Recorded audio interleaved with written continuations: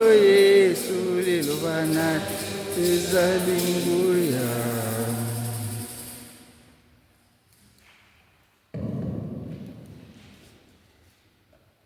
Famille chrétienne,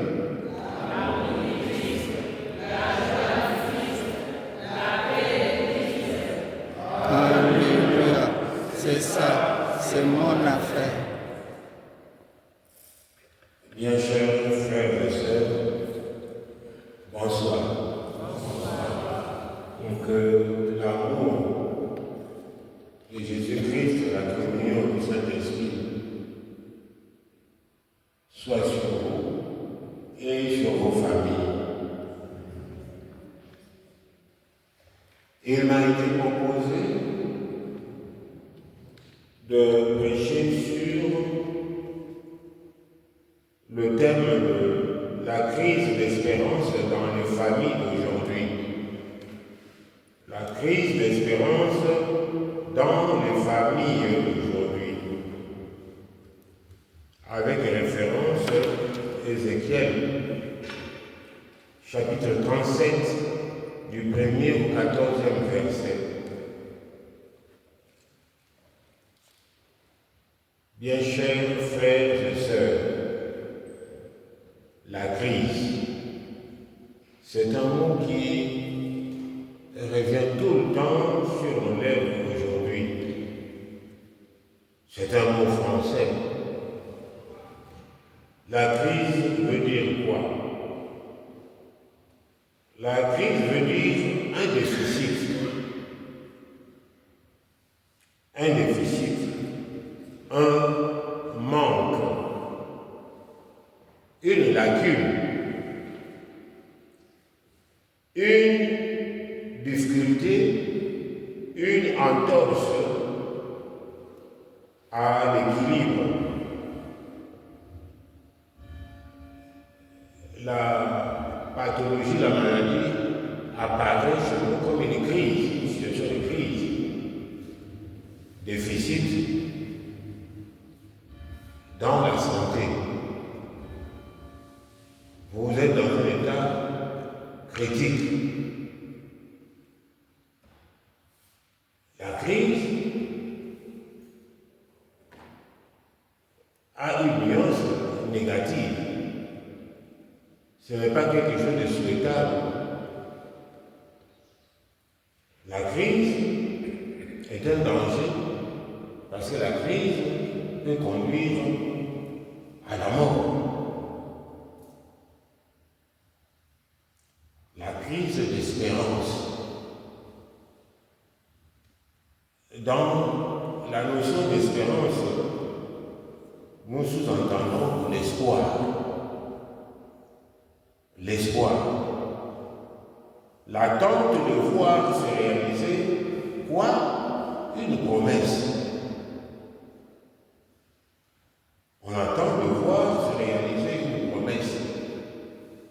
Celui qui espère est une personne qui attend une promesse. Et il est tendu vers la réalisation de cette promesse. Et cette promesse contient des valeurs qui sont mobilisatrices. Celui qui attend espère et il est tout tendu vers la réalisation de cette promesse. Il ne se laisse pas distraire.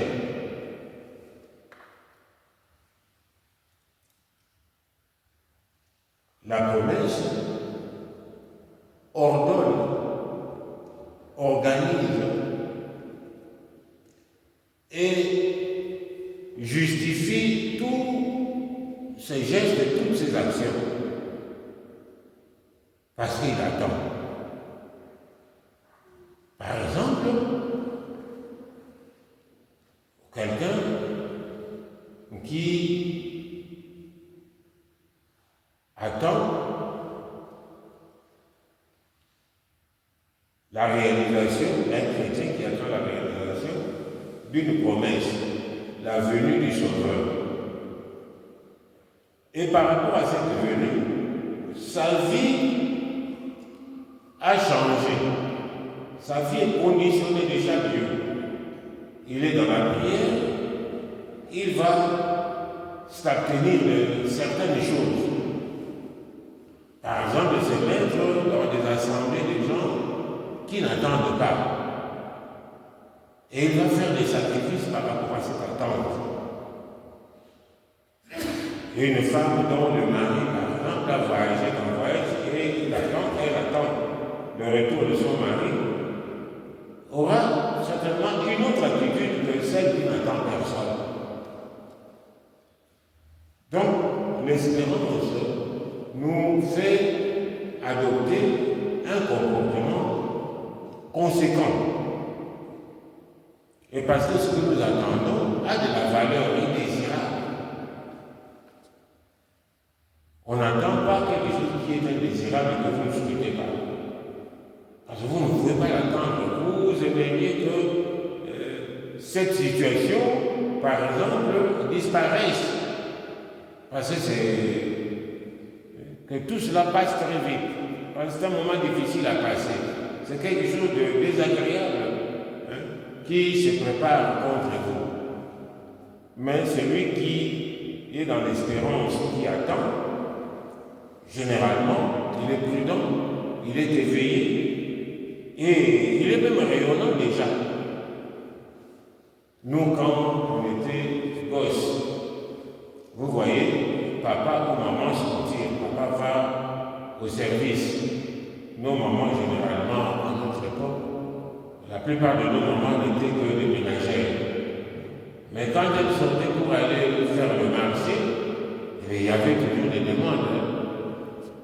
Maman, est-ce que vous allez me rapporter des beignets? Oui. Et cela était suffisant pour se montrer d'abord discipliné, parce qu'il ne faut pas entre-temps déroger à la discipline. Et on racontait à qui voulez-vous écouter, voilà, quand maman sera là, je vais avoir des beignets. Et tu vas voir, je ne veux pas partager mes beignets avec toi. On remet la somme.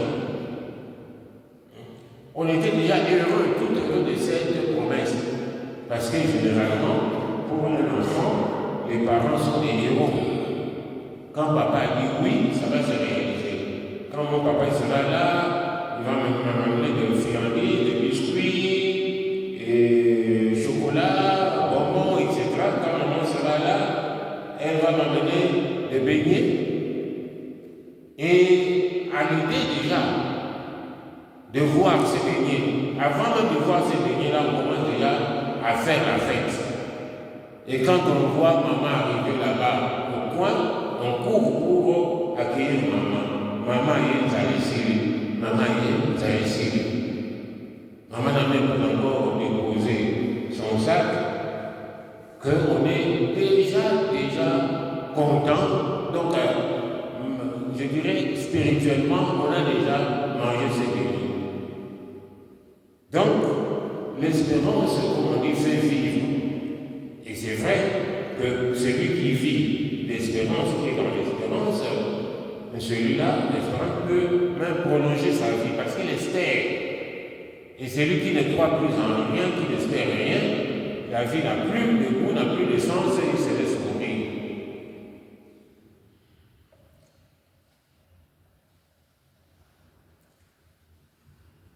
Dans notre société actuelle, quand nous voyons comment nous vivons, nous pouvons dire que notre société est une société sans espérance. Pourquoi? Parce que cette société d'abord est une société athée, qui n'aime pas Dieu, qui proclame l'oubli, le rejet de Dieu et qui n'espère donc pas. Et c'est ainsi que cette société qui n'espère pas qu'il y ait athée, et pourtant qui est une société opulente. Je dirais que jamais notre monde n'a produit autant de richesses matérielles que maintenant. Société de productivisme, société de consommation. Produire, on devient de plus en plus riche. Mais malheureusement, comme c'est une société des personnes qui ne croient pas, cette société est aussi une société dont la vie est fade, insipide, ennuyeuse. Et une société qui vit dans l'absurdité. Et il y a certains penseurs de notre temps du XXe siècle qui ont dit que la vie est absurde, n'a pas de sens. Vous vous rendez compte? Ils sont dans la richesse, dans l'opulence, mais la vie chez eux est absurde. C'est dans cette société qu'on voit le plus grand taux de suicide, le plus grand taux de toxicomanie des gens qui trouvent, ils cherchent à oublier quoi, à noyer leurs soucis, leurs préoccupations dans la consommation des drogues, l'alcoolisme. Une société de gens qui sont angoissés parce que la vie n'a pas de sens pour eux. Et ils ne savent donc pas d'où ils viennent et où ils vont. Ils n'ont pas d'espérance. Alors, dans cette société, les crimes sont monnaie courante. Chaque jour, vous lisez dans la presse, vous voyez dans la presse, le nombre de crimes qui sont perpétrés dans la société d'opulence, la délinquance. Mais ce n'est pas possible. Quand on vient dans cette société, on devrait s'attendre au moment de trouver des gens vraiment heureux. Et un des signes que l'on est heureux, on sourit facilement, on rit facilement. Et dans nos sociétés d'opulence, il faut payer même cher pour aller voir des comédiens, avoir l'occasion de rire. Tandis qu'ailleurs, les sourires, mais c'est gratuit, c'est permanent. Mais le sourire comme ça veut dire quoi? Est-ce qu'il a déjà mangé? Non, pas encore. Mais est-ce qu'il faut, pour sourire, il faut d'abord manger? Société de contradiction. Nous vivons dans une société de contradiction. Mais vous vous rendez compte, mes chers frères et sœurs, aujourd'hui, il y a des hommes qui sont morts, qu'on a enterrés. Et la cause de leur décès, c'est la sous-alimentation, la famine. Parce qu'il n'a pas mangé. Il meurt parce qu'il n'a pas mangé. Et ce n'est pas une pathologie. Simplement parce qu'il n'a pas mangé. On l'a enterré parce qu'il n'a pas mangé. Dans cette même société, dans notre monde aujourd'hui même, il y a des gens qu'on a enterrés. Mais pourquoi? Parce qu'il a trop mangé. La malbouffe. Il est suralimenté. À lui seul, il a mangé la part de 5 personnes. Et l'organisme n'a pas été programmé pour porter une telle quantité de repas. La malbouffe. C'est parce que nous sommes dans une société où la vie n'a pas de sens.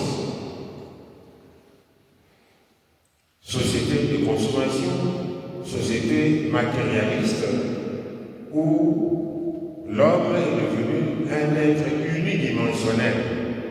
Alors que nous, créés à l'image de Dieu, nous appartenons à la fois à la nature humaine. Nous sommes des êtres naturels. Par notre corps, nous sommes des êtres naturels comme les autres êtres que nous trouvons dans la nature.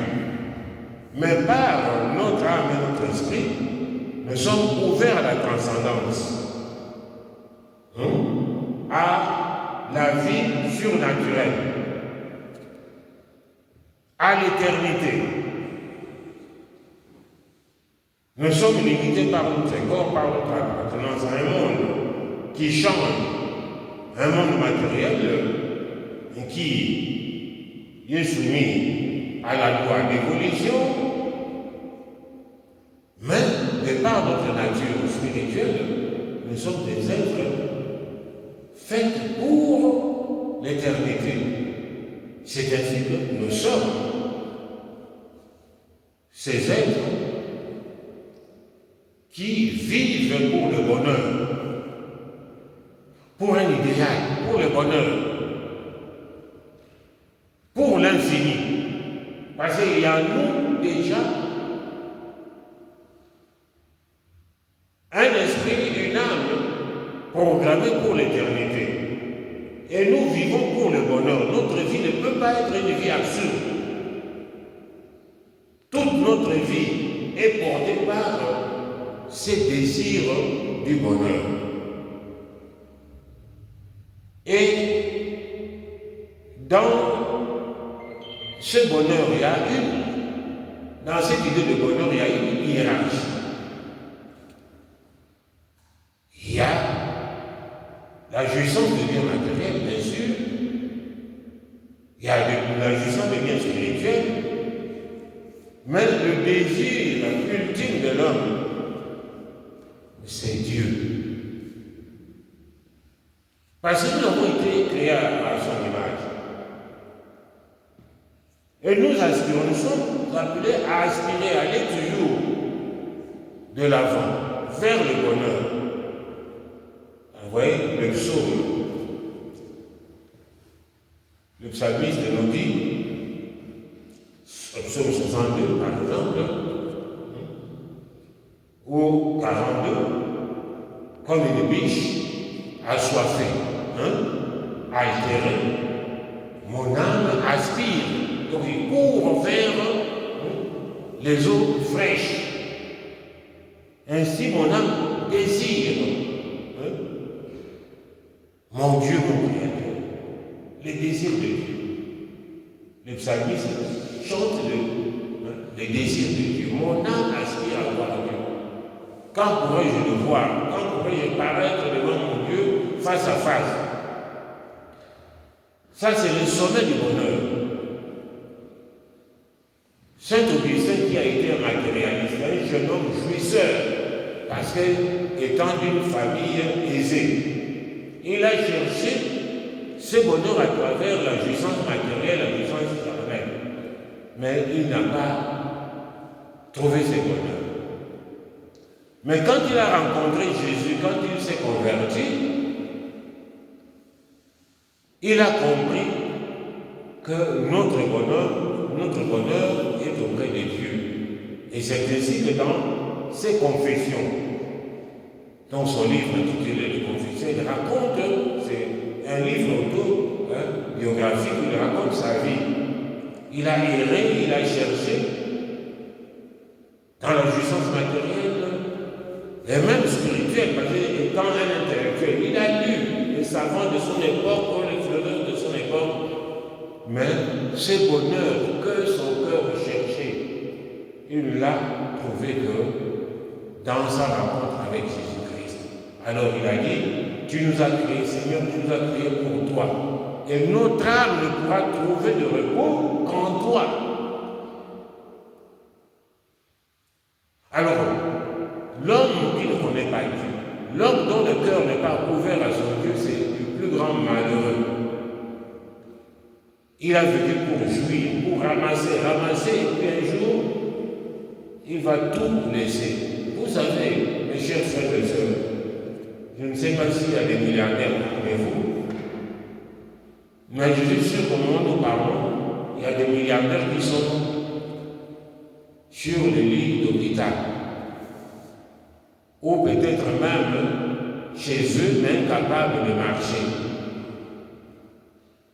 Et quand ils vous voient marcher, venir prier ici, ils vous envient.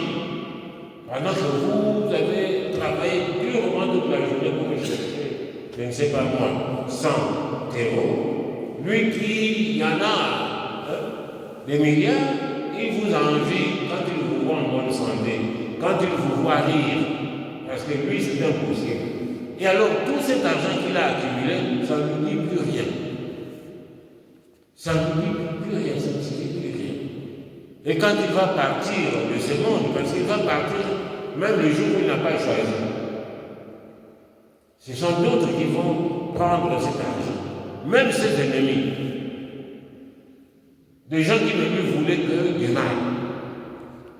Alors notre société de consommation, de jouissance matérielle et charnelle est une société unidimensionnelle, est une société pauvre, une société qui fabrique des malheureux, des hommes sans espérance, des hommes qui ne prennent même pas le temps de jouir de cette belle journée qui vient de se faire. Mais c'est merveilleux, c'est un miracle. Vous vous réveillez, le miracle de voir le soleil se lever vous-même, quand vous vous réveillez, c'est un miracle. Parce que quand vous dormez là même, vous êtes mort assimilé au mort. Dormir, vous dormez, oui, parce que vous êtes fatigué, bon, le sommeil intervient, vous vole un peu, mais pour vous réveiller, ça ne dépend pas de vous. Ça ne dépend pas de vous.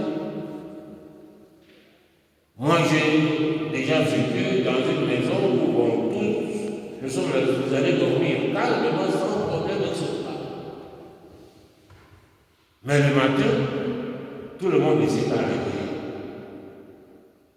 Tout le monde ne s'est pas réveillé, donc ce n'était pas évident. Il a fallu forcer la porte de l'autre pour le trouver sur son lit, comme il était parti dormir, il est parti. Il a basculé dans notre monde. Donc comme nous le révélons, mais c'est comme la résurrection, ce n'est pas évident. Ce sont des questions que nous ne faisons pas dans notre société de consommation, sans espérance. Notre société est cette société-là. Alors maintenant, prenons la famille. Vous parlez de la crise d'espérance dans les familles. Les familles d'aujourd'hui, vous l'avez encore précisé. Les familles d'aujourd'hui, c'est nos familles qui vivent dans ces sociétés sans espérance, où il y a crise d'espérance. Certains, quand ils vous voient aller prier, ils s'étonnent un peu, ou ils se moquent de vous, ils s'étonnent même. Qu'est-ce qu'ils font? Pourquoi ils vont prier? Qu'est-ce qu'ils vont chercher? Ah, peut-être parce qu'ils sont pauvres, ils n'ont pas d'argent, parce que.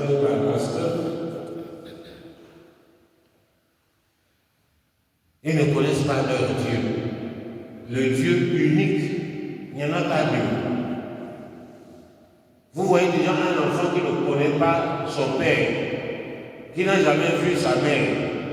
Je vois des enfants qui sont nés le jour de la mort de leur maman. Leur maman a eu juste le temps de le sortir et puis peut-être de voir le vieux de cet enfant, et puis il s'est endormi les cartes. Vous en connaissez les cas. Cet enfant, bien sûr, vous allez le considérer comme un enfant malheureux. Parce que quand chacun voit sa mère, parle de sa mère, cet enfant n'a aucune expérience de sa mère.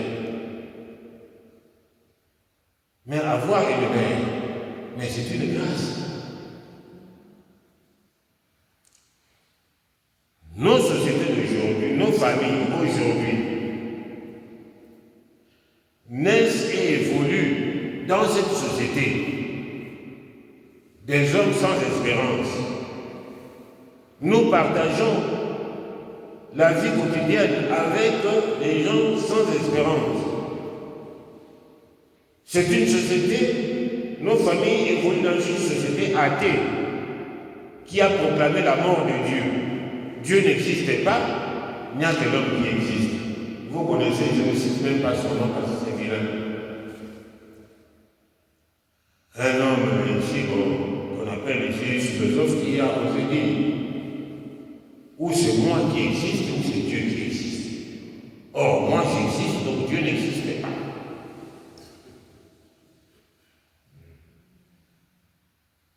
C'est lui qui existe, mais Dieu n'existe pas.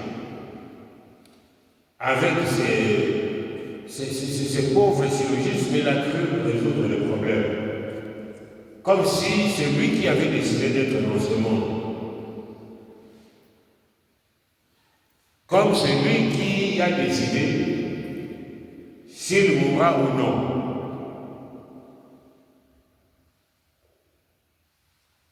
Société sans Dieu, mais une société sans Dieu ne va pas sans une société sans l'homme.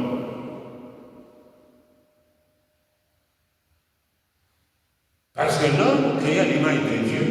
L'homme est l'image de Dieu, c'est-à-dire l'ombre de Dieu. Et l'ombre ne peut pas exister sans son sujet, oui ou non.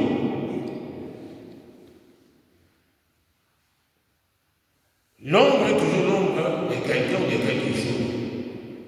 Tel que nous sommes ici, si vous voyez une ombre entrer ici, vous tournez, vous cherchez le sujet de cette ombre. Mais vous voyez une ombre circuler ici. J'espère que même ceux-là qui ont des problèmes pour marcher seront les premiers peut-être à sortir. Et même moi, je vais sortir sans même oublier de laisser l'eau dans la sacristie. Vous allez tous dire non. On a vu un fantôme, un démon entrer. L'ombre est toujours l'ombre de quelque chose. L'homme ne peut pas exister sans le sujet parce qu'il n'est que l'image, l'ombre d'une réalité. Nous vivons dans cette société et ces idées entrent dans nos familles. Voyez un couple, par exemple, de gens qui ne croient pas. Ça pose problème. Comment les dialogues peuvent vraiment bien passer là-dedans? Une famille où on ne croit pas. C'est une famille alors sans racines. Il n'y a pas de racines. Parce qu'ils ne savent pas d'où ils viennent. Et celui qui ne sait pas d'où il vient, il ne saura jamais aussi où il va. Et comme il ne sait pas où il va, donc il n'y a pas un idéal, il n'y a pas d'espérance. Parce que comme nous allons quitter ici, chacun rentre chez soi, il espère arriver chez lui. Mais s'il sort et qu'il ne sait pas où il va, et en plus si vous lui posez la question où allez-vous, s'il dit je ne sais pas. Alors vite vous allez faire venir une ambulance, n'est-ce pas? C'est fini, il a disjoncté.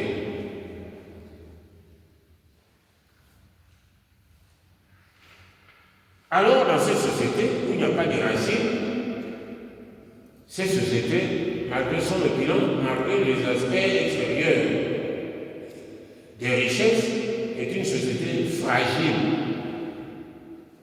qui est comme une maison bâtie sur du sable. Pensez ici à la parabole de deux maisons dans l'évangile de Matthieu. Quiconque écoute ces paroles et le met en pratique est comme une maison qui est bâtie sur du roc. La pluie, les torrents, les ouragans, etc. se sont battus sur cette maison et cette maison a tenu bon. Mais la personne qui écoute ces paroles, qui ne les garde pas, est comme une maison bâtie sur du sable, qui ne peut pas résister aux tempêtes, aux ouragans. Nos familles d'aujourd'hui sont des familles d'une société dite genrée. Voilà quelque chose qui s'est ajouté au vocabulaire français de notre temps. Une invention de notre époque, genrée. De société donc, une société dominée mentalement par une culture, disons, sans sexe.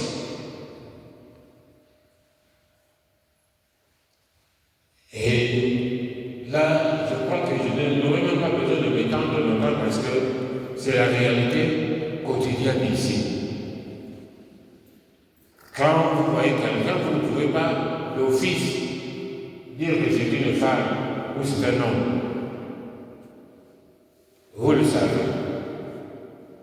Quand on prend vos enfants, cette société qui aime l'avortement, qui n'aime pas les enfants, et qui détourne vos enfants qui vont à l'école pour leur apprendre des choses que vous n'osez même pas dire à vos enfants. Pour leur dire que non, si papa, maman ou dans le quartier on a dit que vous êtes un garçon, non, vous n'êtes pas un garçon ni fille. Donc votre physiologie ne compte pas. Choisissez votre sexe. Vous vous rendez compte. Une société sans classe, où il n'y aura plus de bourgeois, une classe dominante et une classe de prolétaires. Et nous aussi, nous devons bâtir une société sans sexe. Parce qu'entre le sexe, c'est la lutte comme la lutte de classe. Mais Dieu n'a pas créé le sexe pour qu'il y ait des luttes. Nos luttes sont le fruit du péché. Dieu a créé l'être humain. Et il l'a créé comme un être sexué. Dieu a créé la complémentarité entre les deux sexes.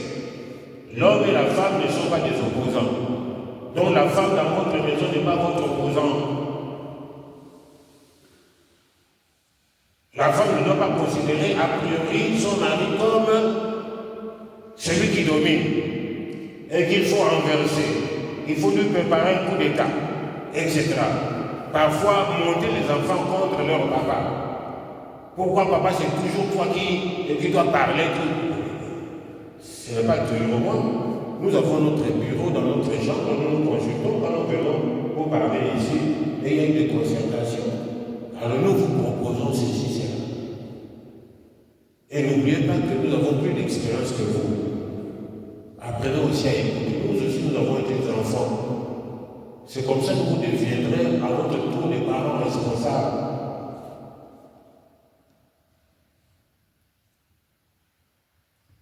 Une société qui veut supprimer la différence de sexe qui n'a pas été programmée comme une opposition. Ce ne sont pas deux sexes opposés, mais deux sexes complémentaires. On se complète. Et physiquement et psychiquement. L'homme a besoin de la femme a besoin de l'homme. C'est comme ça, non? La femme épouse et éprouve le besoin de l'homme, comme l'homme éprouve le besoin de la femme. Dites tout ce que vous voulez, racontez tout ce que vous voulez dans vos foyers là, parce que ça c'est le péché qui parle dans vos cœurs. Bon, on va essayer de résoudre le problème pour avoir un monde sans des hommes, un monde sans des femmes. On prend tous les hommes, on les envoie de l'autre côté de l'Atlantique là-bas, en Amérique. Et toutes les femmes en Europe, en Afrique et ici. Je vous assure qu'il y en a qui ne vont pas supporter une seconde. Même s'ils ne savent pas nager, s'il n'y a plus de bateau, ils vont oser traverser l'océan à la nage pour rejoindre leur femme ou leur mari. Vrai ou faux? Parce que nous n'avons pas été programmés pour vivre seuls, nous sommes des êtres sexués. Et cette différence-là est complémentaire, programmée pour être complémentaire. Toi, tu es homme ou femme? Vraiment? Hein? Femme, hein? Comment sais-tu que tu es femme? Non, parlez de quelle sorte de pronom ça pas votre aspect physique. Moi, je ne crois pas que bon, c'est quelque chose de belle. Jésus devrait 5 sur 10. Homme ou femme? Pourquoi? Qu'est-ce qui vous fait guérir de l'homme? L'aspect physique, c'est ça? L'aspect sexuel. Bon.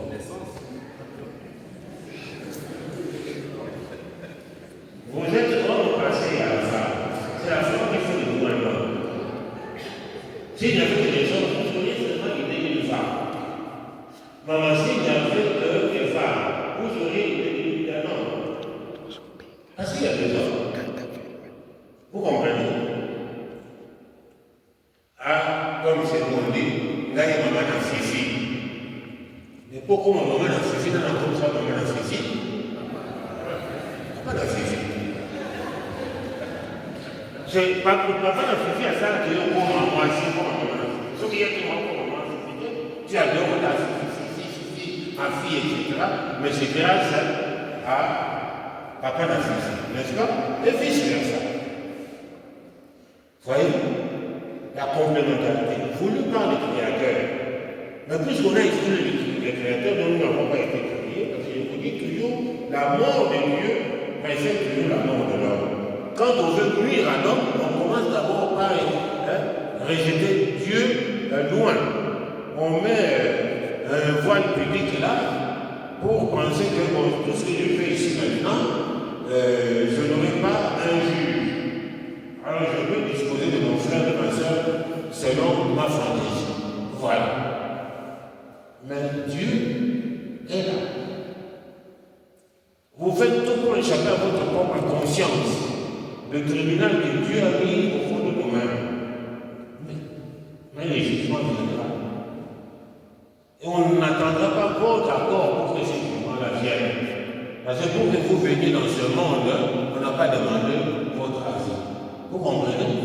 C'est ainsi aussi que quand vous mourrez, on ne demandera pas votre avis. Bon, je ne veux pas vous faire peur. Ce n'est pas pour ça que je suis là. Mais pour vous faire comprendre maintenant que, voilà, nous sommes dans cette société, nos familles sont dans cette société-là. La crise d'espérance dans nos familles n'a pas son origine dans nos familles, mais dans la société dans laquelle nos familles évoluent. Alors dans cette société, sans cesse, on a remplacé l'amour par le plaisir. L'amour n'existe pas. L'amour n'existe pas. Mais alors, qu'est-ce qui existe? Le plaisir. Société de plaisir. Alors le plaisir, donc, sans fond. Sans finalité, plaisir pour plaisir. Donc, il paraît que vous ne vous aimez pas. Donc, quand vous dites que j'aime un enfant, vous serez pour ces gens-là qui dirigent maintenant la société d'aujourd'hui. Non. L'amour, ça n'existe pas. Mais qu'est-ce qui existe? Le plaisir. On cherche l'autre pour le plaisir. C'est ainsi que dans cette société d'aujourd'hui, vous savez que l'infidélité conjugale, par exemple, n'est même plus considéré comme un délit. Vous n'avez même pas à vous plaindre que voilà, on m'a volé mon mari, on m'a volé mon épouse. Parce que d'abord, c'est une société sans sexe. C'est une société où chacun cherche son plaisir. Alors, pour détruire cette société, il faut commencer d'abord par tous les piliers de ce qu'ils appellent la société hétérosexuelle, l'hétéronormativité. C'est-à-dire détruire le mariage. Donc ce n'est pas par hasard qu'on est en train de sabler le mariage. Parce que dans le mariage, on vous fait prendre conscience qu'il y a l'homme et la femme. Hein? Pauline, veux-tu être mon épouse? Oui, Paul, je le veux. Et toi, Paul, veux-tu être mon mari? Oui, je le veux. Ce sont les paroles que vous êtes prononcées, non? On ne veut pas qu'il y ait des Paulines, qu'il y ait des Paul. Donc, il faut détruire le mariage, il faut enlever dans la tête des gens l'idée de l'amour, mettre le plaisir. Alors, le plaisir, vous pouvez le trouver partout. Hein. Alors, on vit comme des chiens. Et là, moi, je parle au nom des chiens, je n'ai jamais demandé aux chiens s'il n'y a que ça de recherche. C'est vous qui êtes maintenant dans le comportement. Mes chers frères et sœurs, une société, donc, c'est ça la société genrée, sans sexe. Donc, plus le mariage, il faut détruire la famille. C'est dépasser la famille. La famille doit disparaître, parce que c'est dans la famille, c'est là l'école, où on apprend aux enfants que vous êtes des filles. Vous autres, vous êtes des garçons. Et comme vous allez demander, vous les garçons, vous allez épouser les filles. Les filles iront épouser les garçons. Donc, pas de mariage entre eux, etc. Donc, il faut détruire cela. Voilà la société sans espérance.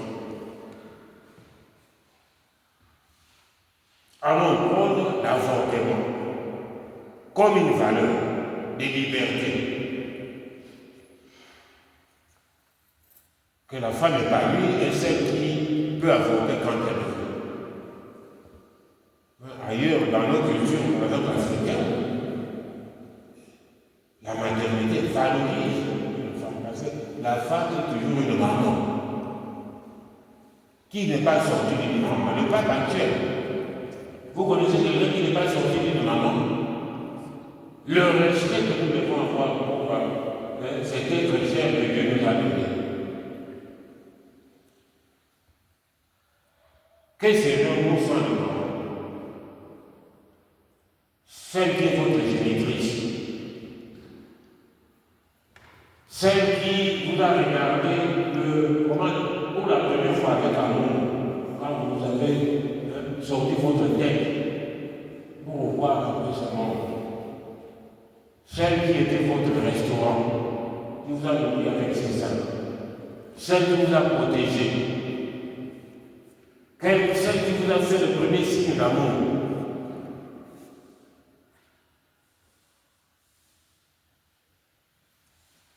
C'est une société ennemie de la vie. Or, l'espérance aime la vie. L'espérance aime la vie. Alors, en conclusion, nous allons dire que cette société vit dans une immense aberration. Et cette société s'équipe pour sa propre destruction, pour la destruction du genre humain.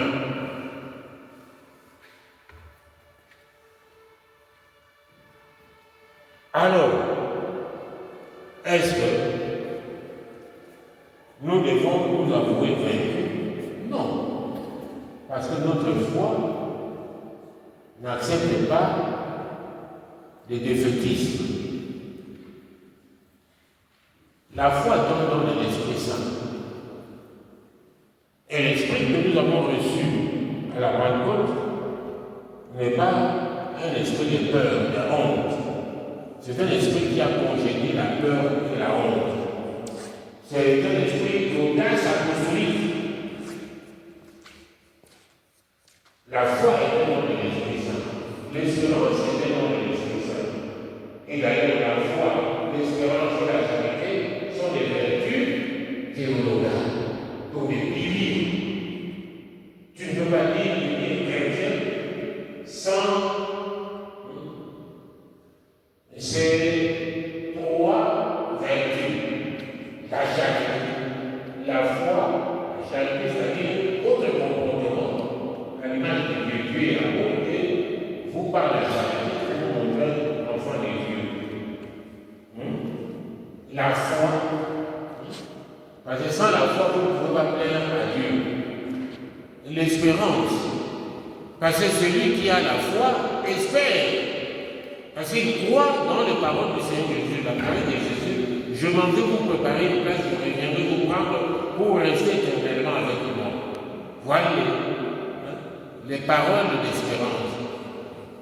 Ce que nous attendons, la promesse que nous attendons. Alors si vous ne croyez pas qu'après notre séjour ici, il y a une grande fête, un banquet qui nous attend, alors vous n'êtes pas chrétien. Non, nous ne devons pas désarmer parce que nous avons une mission ici sur terre. Alors ici, je vais conclure avec ça, justement, avec la dernière partie, justement, de mon enseignement, la raison d'être et la mission de la famille chrétienne. La raison d'être et la mission de l'Église et de la famille chrétienne. La famille chrétienne est membre intégrante de l'Église. La famille chrétienne n'est pas en dehors de l'Église, elle est membre intégrante de l'Église. Voilà pourquoi nous ne pouvons faire que ce que l'Église fait. Notre mission, c'est la mission de l'Église. Et cette mission, en quoi consiste-t-elle? Jésus, notre Seigneur, nous dit dans Matthieu chapitre 5, versets 13 à 16, vous êtes le sel de la terre, vous êtes la lumière du monde. Le rôle du sel, donner la saveur. Nous avons dit que la vie dans cette société de consommation est devenue fade. Mais c'est nous qui sommes le sel qui devons faire que la vie ici sur terre reste toujours savoureuse. Parce que la terre, notre monde a été fait pour être un lieu de bonheur et non de malheur. Nous disons bien, la famille ce n'est pas un lieu de malheur, mais de bonheur. Voilà. Et c'est nous qui devons faire. C'est nous qui devons montrer que la famille n'est pas une punition. Dieu est bon et ne peut pas donner à ses enfants chers des choses qui ne sont pas bonnes. Par notre façon de vivre notre foi chrétienne dans la famille, nous devons rendre la famille savoureuse, un lieu de bonheur et non de malheur. Le sel, c'est cette substance qui sert aussi à arrêter la dégradation, la corruption, le pourrissement. Nous sommes dans un monde qui s'est embarqué vers l'autodestruction, le pourrissement, le dépérissement. Et le sel est là pour arrêter cette course folle, effrénée vers la disparition de la race humaine, vers la destruction de la terre. L'homme gagné par le péché, l'homme sans Dieu est un homme qui n'aime pas la vie. Il a fabriqué des armes pour la destruction massive, mais n'a pas encore fabriqué de moyens pour nous assurer la vie heureuse. Vous êtes la lumière du monde, le rôle de la lumière, éclairée. Et quand l'éclairage intervient, la lumière intervient, la lumière chasse toujours l'obscurité qui est complice du mensonge, de l'erreur. Ces gens qui prônent toutes ces théories-là sont dans l'erreur. Et qui peut éclairer le monde, amener les hommes à réfléchir correctement, à cesser de bien raisonner comme il fait maintenant? C'est vous. Vous ne pouvez pas considérer que ces gens-là s'organisent, prennent le pouvoir, confisquent le gouvernement partout dans le monde et imposent partout leur façon de penser, de vivre. Disposent de votre vie, de la vie de vos enfants, sans vous consulter. Et où est la démocratie dans votre part? Où est la liberté? La liberté d'opinion. Vous n'avez pas le droit de dire non. Quand vous dites non, on dit c'est un homophobe, etc. On vous traîne devant des tribunaux. Mais est-ce que vous ne pouvez pas créer une société à votre tour où les décideurs n'agissent pas de cette façon? Parce que vous n'avez pas de valeur à défendre. La lumière chasse le ténèbre, le mensonge. La lumière éloigne les hommes de l'erreur et montre où se trouvent les dangers. Alors, au lieu de maudire tout le temps l'obscurité, comme nous le faisons, ah, ce monde, hein, vraiment ce n'est pas possible, quelle société, etc. Bon, là c'est bon. Déjà, au niveau du raisonnement, on voit que nous sommes en train de décliner. Mais il ne faut pas s'arrêter là. Au lieu de maudire l'obscurité, il faut allumer plutôt votre lampe. Il faut mettre de la lumière. Et c'est notre tâche. Nous devons être inventifs. Le pape qui vient de nous quitter, le pape François, l'a dit, vous l'avez entendu, que les chrétiens doivent s'intéresser à la politique. La politique n'est pas le domaine du diable. Le diable n'a rien créé pour avoir le pouvoir de diriger votre vie. Lui qui n'a même pas inventé une mouche ou je ne sais pas quoi, vous allez lui confier la direction de votre vie. La politique, c'est quoi? C'est l'organisation de la cité. La direction de votre vie. Et vous devez vous-même vous prendre en charge. Voilà pourquoi le chrétien doit avoir le courage d'être au centre des décisions. Pour que les choses qui se disent au centre des décisions ne soient pas des choses orientées contre la vie des chrétiens, contre la vie des familles, contre la vie de nos enfants, contre la vie des couples. C'est clair, non? Voilà. Alors nous, par exemple, on a pris conscience de ça, on encourage les frères et sœurs qui osent donner leur candidature, etc. Et c'est grâce à cela que nous arrivons parfois à éviter certaines erreurs. Bien chers frères et sœurs, nous avons notre maître, c'est le Seigneur Jésus. S'il y a une vérité, c'est lui. Dans Jean chapitre 14, verset 6, vous savez, le Seigneur Jésus dit, je suis le chemin, la vérité et la vie. Donc voilà, c'est tout pour nous, c'est clair. Nous n'avons pas écouté d'autres maîtres de ce monde. Notre maître, c'est Jésus, qui est notre chemin, qui est notre vérité et notre vie. Alors, famille chrétienne, vivez dans l'espérance et vous serez bénis. Vous recevrez toutes les bénédictions que Dieu a destinées quand il a béni les couples humains. La croissance, la fécondité et la maîtrise de la société. Amen. Amen.